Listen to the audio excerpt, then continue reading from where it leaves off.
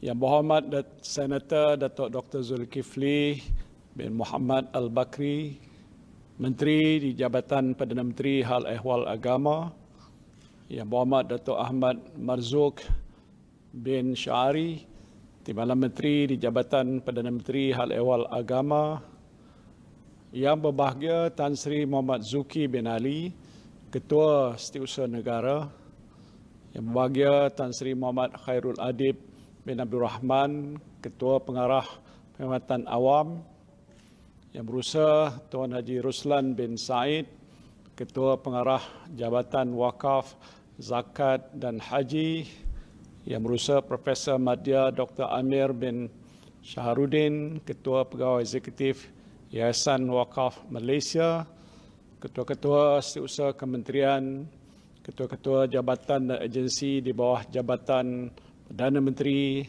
Ketua-Ketua Majlis Agama Islam Negeri-Negeri, Yang berusaha Encik Adnan bin Mad, Presiden Kongres Kesatuan Pekerja-Pekerja dalam Perkhidmatan Awam, Yang bahagia Datuk Haji Abdul Rani Lebai Jaafar, Pengurusi Bank Rakyat, Yang berbahagia Datuk Syed Abdul Aziz Syed Hassan, Pemangku Ketua Pegawai Eksekutif Bank Rakyat, Yang berusaha Encik Ismis Matthew D. Alwis, Ketua Pengarah dan Ketua Eksekutif Kenanga Investors Berhad, Tan Sri, Datuk-Datuk, Tuan-Tuan dan Puan-Puan hadirin sekalian. Assalamualaikum warahmatullahi wabarakatuh. Salam sejahtera. Apa khabar semua? Saya doakan saudara dan saudari berada dalam keadaan sihat walafiat. Alhamdulillah, setinggi-tinggi kesyukuran kehadrat Allah Subhanahu wa taala kerana dengan izin dan limpah kurnia-Nya kita dapat bersama-sama pada pagi ini untuk menyempurnakan majlis pelancaran Bulan Wakaf Kebangsaan tahun 2021 bertemakan wakaf untuk kemakmuran bersama. Terlebih dahulu saya ingin mengucapkan terima kasih kepada Jabatan Wakaf Zakat dan Haji atau JAWHA kerana sudi menjemput saya untuk melancarkan Bulan Wakaf Kebangsaan pada hari yang mulia ini. Saya juga ingin mengucapkan selamat menjalani ibadah puasa di sepanjang bulan Ramadan ini. Semoga dengan keberkatan awal Ramadan, amalan kita akan beroleh rahmat dan pandangan kasih sayang Allah Subhanahu wa taala dalam usaha untuk beroleh ketakwaan di bulan agung ini, insya-Allah. Jika kita selusuri sirah dan sejarah Islam, begitu banyak kisah-kisah berkaitan ibadah wakaf. Termasuklah wakaf Nabi Muhammad sallallahu alaihi wasallam serta para sahabat baginda. Antara kisah hebat adalah peristiwa Saidina Umar menyerahkan tanahnya yang subur di Khaybar.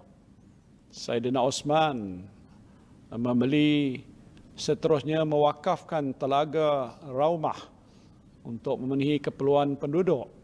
Abu Talha menafkahkan harta tercintanya iaitu kebun Biarha serta Masjid Quba, dan Masjid Nabawi dibangunkan di atas tanah yang diwakafkan. Wakaf terus berkembang dengan hebatnya di zaman gemilangan Islam, termasuklah sewaktu zaman Khalifah Uthmaniyah, sehingga wujudnya begitu banyak universiti, sekolah, hospital dan fasiliti-fasiliti berasaskan wakaf. Ianya diteruskan dengan ikon-ikon wakaf yang hebat dan amat membanggakan. Antara yang termasyhur adalah Universiti Al-Azhar yang dibangunkan serta diurus dengan menggunakan konsep wakaf secara keseluruhan. Dan sehinggalah ke hari ini, kesinambungan perkembangan pembangunan wakaf diteruskan dan berjalan dengan jayanya. Saudara dan saudari yang saya kasihi sekalian, Selaras dengan Perlembagaan Persekutuan, semua urusan hal ehwal agama Islam terletak di bawah kuasa kerajaan negeri. Di bawah enactment ataupun ordinan pentadbiran agama Islam negeri-negeri, Majlis Agama Islam Negeri adalah pemegang amanah tunggal bagi semua hartanah wakaf.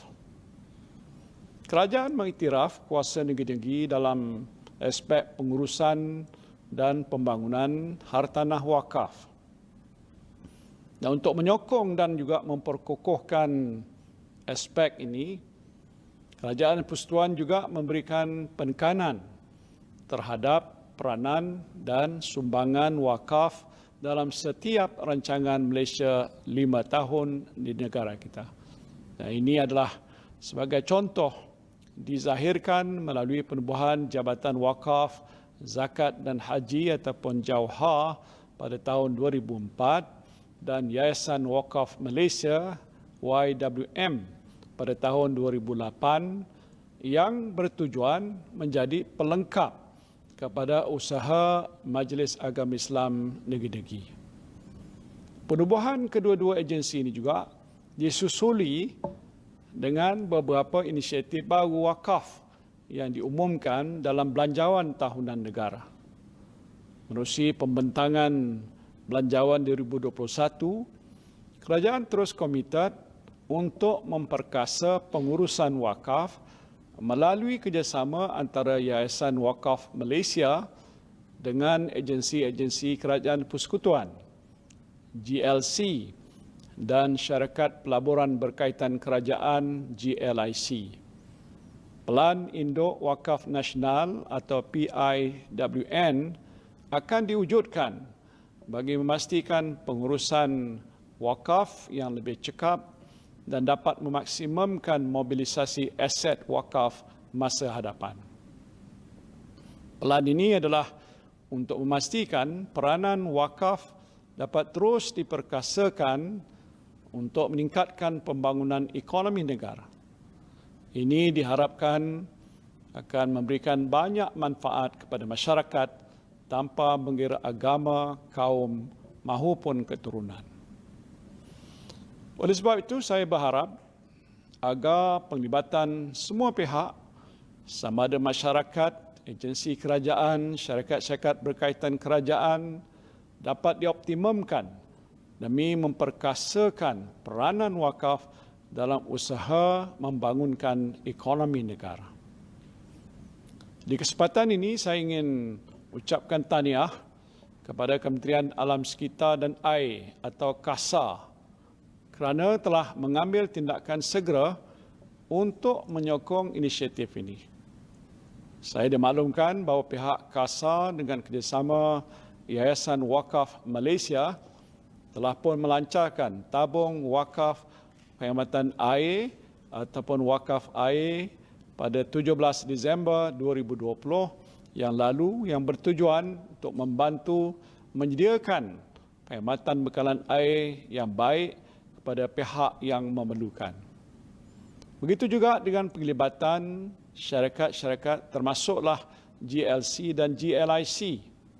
Saya juga dimaklumkan terdapat dua institusi yang telah merangka produk baru yang disinergikan dengan elemen wakaf, iaitu yang pertama adalah pewujudan dana kenanga wakaf Al-Ihsan, iaitu unit amanah yang dilancarkan hasil kerjasama Kenanga Investors Berhad dan Yayasan Wakaf Malaysia.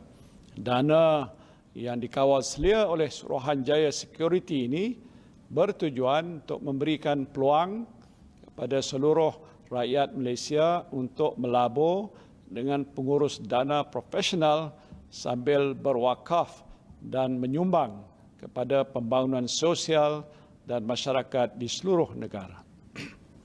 Penyaluran aset wakaf hasil daripada pulangan pelaburan akan meliputi projek-projek yang bersifat pendidikan, kesihatan, pemerkasaan ekonomi dan alam sekitar, sejajar dengan matlamat pembangunan Mampan 2030 atau Sustainable Development Goals 2030. Kerjasama kedua adalah di antara Yayasan Wakaf Malaysia dan Bank Rakyat.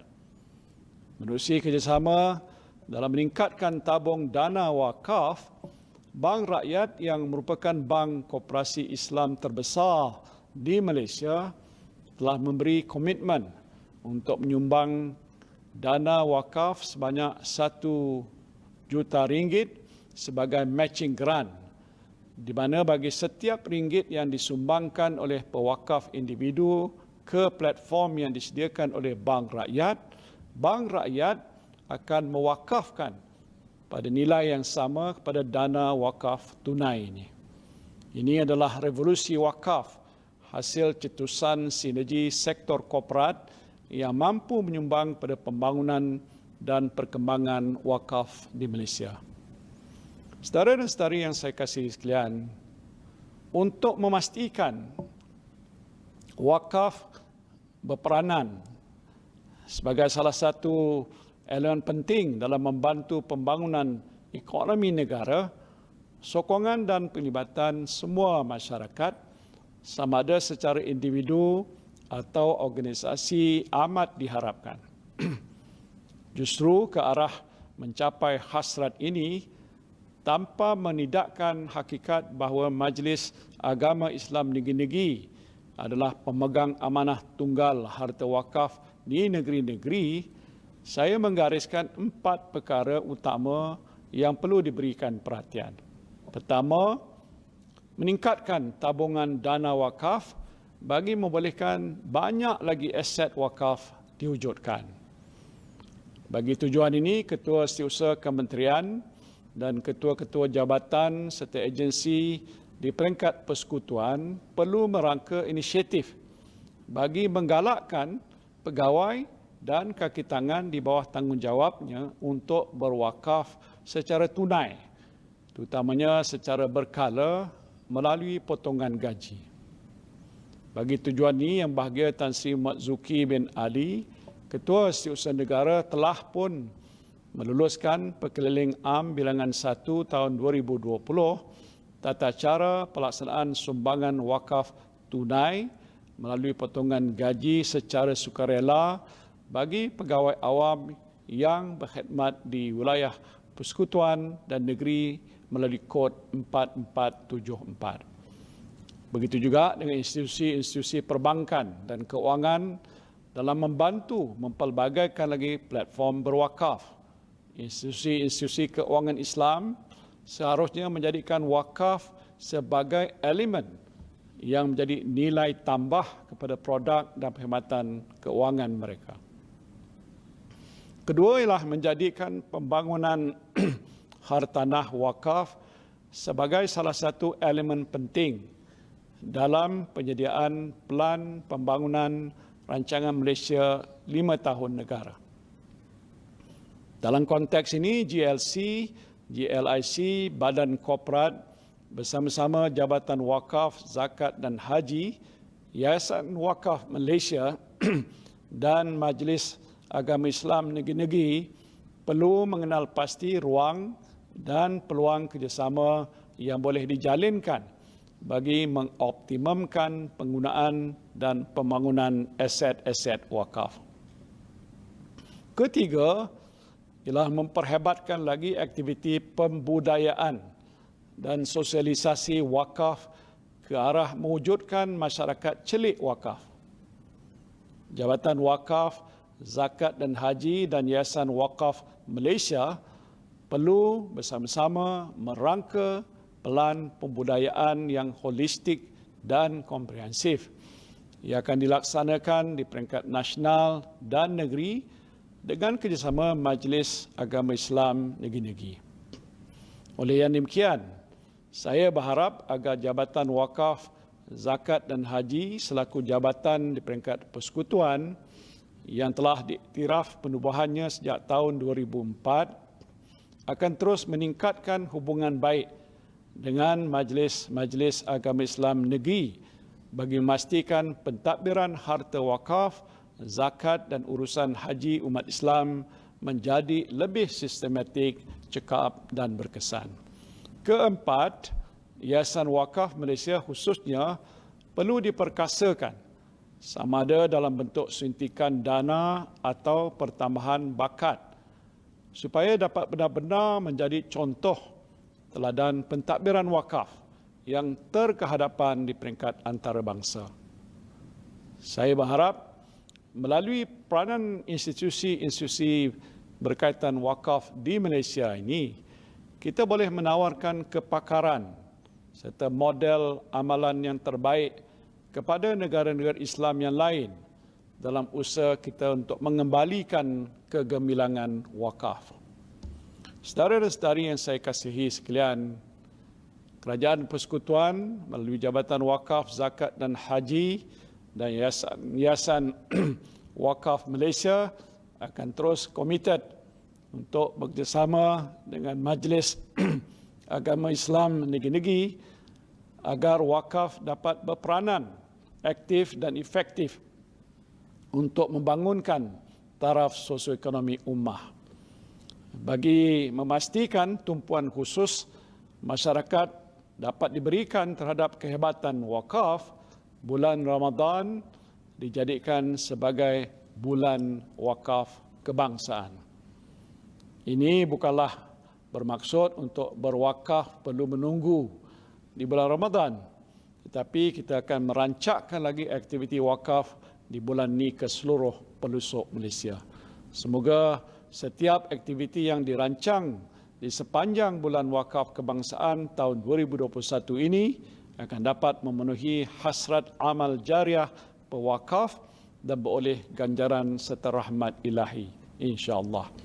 Akhir kata, saya merakamkan ucapan tahniah kepada Jabatan Wakaf, Zakat dan Haji dan Yayasan Wakaf Malaysia di atas penganjuran bulan wakaf kebangsaan tahun 2021 ini. Dengan lafaz Bismillahirrahmanirrahim, saya dengan sukacita melancarkan bulan wakaf kebangsaan tahun 2021. Sekian, wabillahi taufiq wal hidayah. Assalamualaikum warahmatullahi wabarakatuh.